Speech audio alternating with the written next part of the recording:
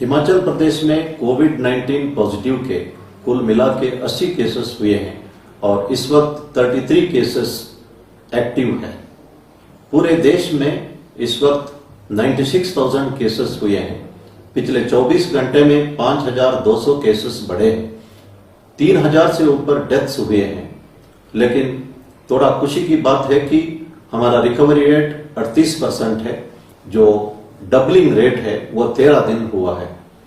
लेकिन हमें पूर्ण रूप से सतर्क रहने की आवश्यकता है। इन चीजों को मद्देनजर रखते हुए भारत सरकार ने 31 मई तक लॉकडाउन को एक्सटेंड किया है।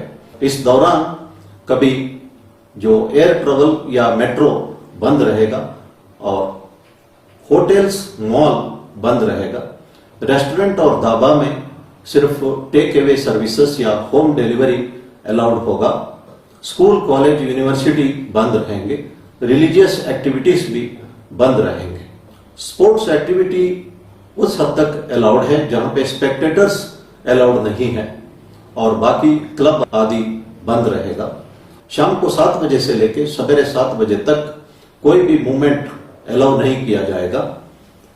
65 इयर्स के ऊपर सीनियर सिटीजन्स जिनको कोमॉर्बिड कंडीशन है वे लोग, और प्रेग्नेंट विमेन और 10 साल के नीचे उम्र वाले बच्चे अगर एसेंशियल नहीं हो या हेल्थ कंसल्टेशन नहीं हो तो बाहर ना निकले। इसके अलावा राज्य सरकार को पूर्ण डिस्क्रिशन दिया है।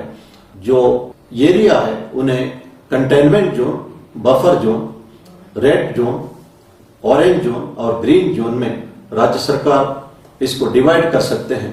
किसी वार्ड को भी एक जोन डिक्लेयर कर सकते हैं, लेकिन भारत सरकार के ministry of health and family welfare के डायरेक्शंस के मुताबिक ही ये करना होगा और इसके बारे में राज्य सरकार उचित कदम उठाएगी।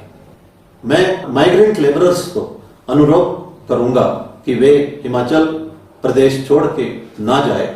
यहाँ पे काफी एक्टिविटीज होने वाला है, उनको रोजगार उपलब्ध होगा और अगर बाहर जाना भी हो तो पैदल ना जाए और कंसर्न राज्य उनके लिए उचित कदम उठाएगी।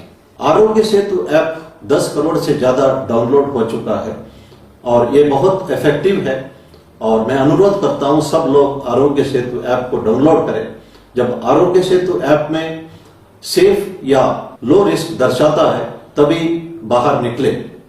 कोरोना वायरस पेशेंट्स के साथ या डेड बॉडीज के साथ कभी डिस्क्रिमिनेशन ना करें।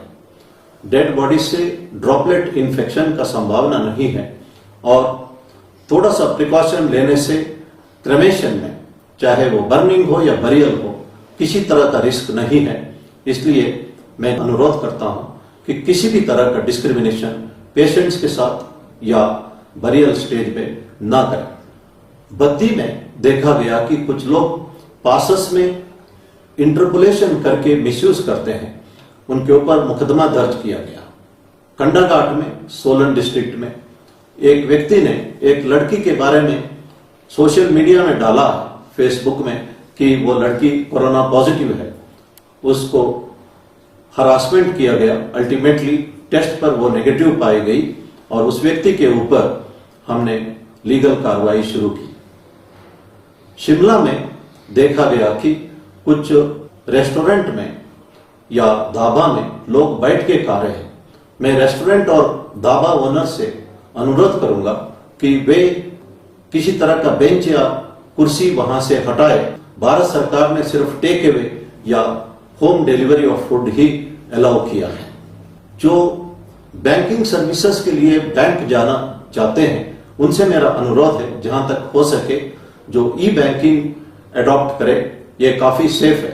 अगर बिजली का बिल या पानी का बिल आदि पे करना हो वो भी अपना मोबाइल से ही पे कर सकते हैं। जहां पे ओटीपी आता है वो काफी हद तक या पूर्ण रूप से ये सेफ रहेगा और बैंक्स फिजिकली जाना जहां तक हो सके अवॉइड करना चाहिए।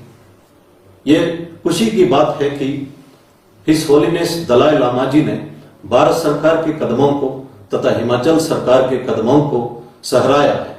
उन्होंने कहा है कि सरकार के इन कदमों से कोरोना वायरस को भारतवर्ष में रोकने में सरकार काफी हद तक कामयाब रही है।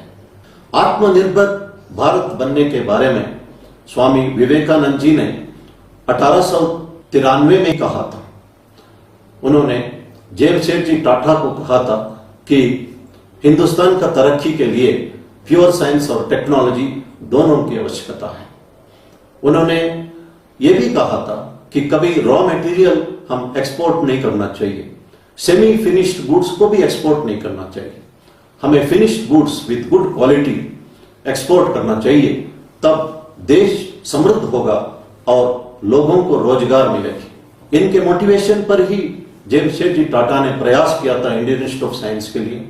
ये बेंगलुरु में इनके डेथ के बाद स्थापित हुआ और इसके लिए सिस्टर निवेदिता ने भी काफी मदद की थी। स्वामी विवेकानंद एक देशभक्त थे।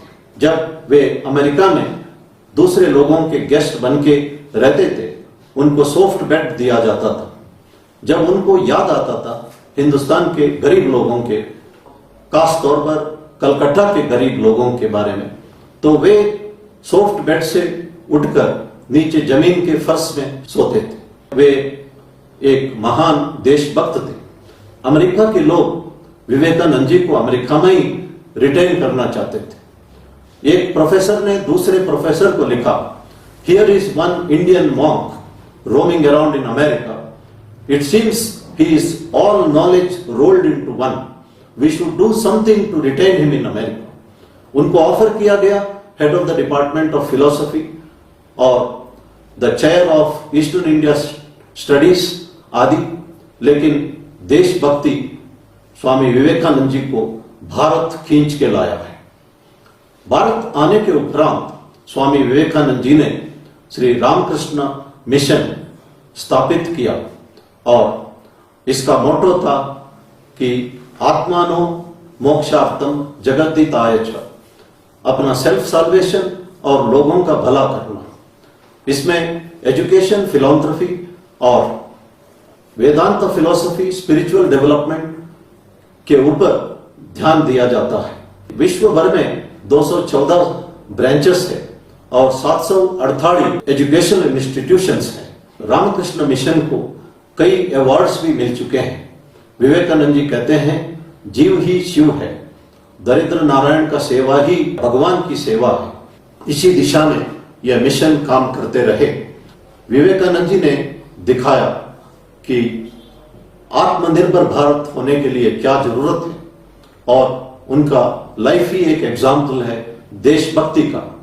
और लोगों को मदद करना भी स्वामी विवेकानंद जी ने दुनिया को सिखाया। विवेकानंद जी के मोटिवेशन के आधार पर महात्मा गांधी जी ने 1930 में सिविल डिसोबीडियंस मूवमेंट शुरू किया और दंडी सत्याग्रह, जो साल्ट बनाने के लिए भी विवेकानंद जी ने ही उन्हें मोटिवेशन दिया था। उन दिनों में हम सोच सकते हैं, जब महात्मा गांधी जी को 1922 में 6 साल की सजा दी गई थी, वे देश के लिए जेल चले गए और सिर्फ उनको एक ही आशा थी, हिंदुस्तान आजाद हो जाएगा। ये बात अलग है कि 2 साल के भीतर उनको रिहा किया गया, लेकिन उनका मनोबल इतना स्ट्रांग था। और हमारे हजारों फ्रीडम फाइटर्स इस तरह जेल गए हैं और सब देश के लिए वे जेल जा चुके थे। हमें सोचना चाहिए कि सिर्फ 14 दिन का क्वारंटाइन हो या लॉकडाउन का नॉर्म्स फॉलो करना हो, हमें ज्यादा मुश्किल होना नहीं चाहिए। हमें सोचना चाहिए कि ये अपने लिए और समाज के लिए अति आवश्यक है। मैं एक और बात कहना चाहता हूं, हिंदुस्तान में जो recognising the right of other citizens बहुत कम देखने के लिए मिलता है। ऑफ कोर्स मेजॉरिटी लोग इसका पालना करते हैं।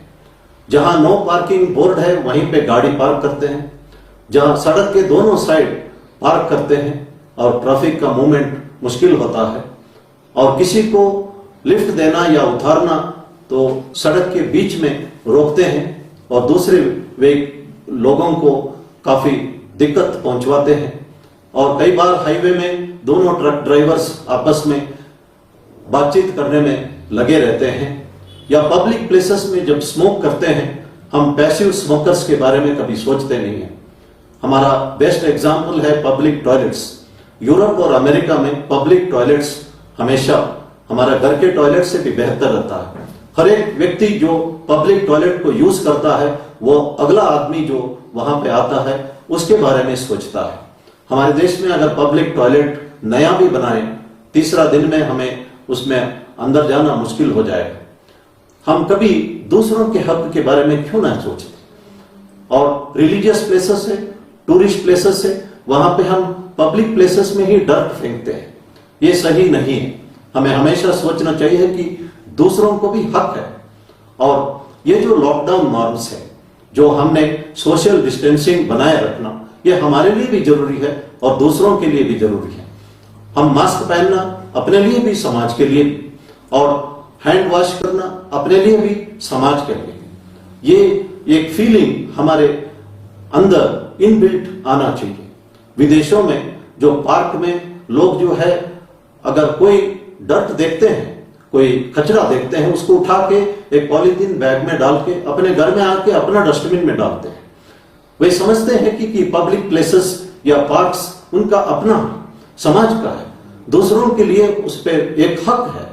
ये भावना हम सब में आना चाहिए। और मैं इस महीने 31 मई को सेवानिवृत्त हो रहा हूं। सेवानिवृत्त के आखिरी दिन तक, आखिरी क्षण तक मेरे से जो कुछ हो सकता है मैं प्रदेश के लिए करते रहूंगा, देश के लिए करते रहूंगा। उसके उपरांत भी जहां पे भी मैं रहूं, व्यक्तिगत तौर पर समाज के लिए मेरी तरफ से जो कुछ हो सकता है वो करते रहूंगा।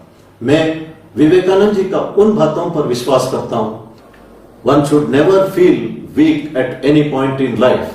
When someone starts something with good intention, one doesn't know how one accomplishes the task, because it is the divine power which accomplishes the task which started with good intention. धन्यवाद। जय हिंद।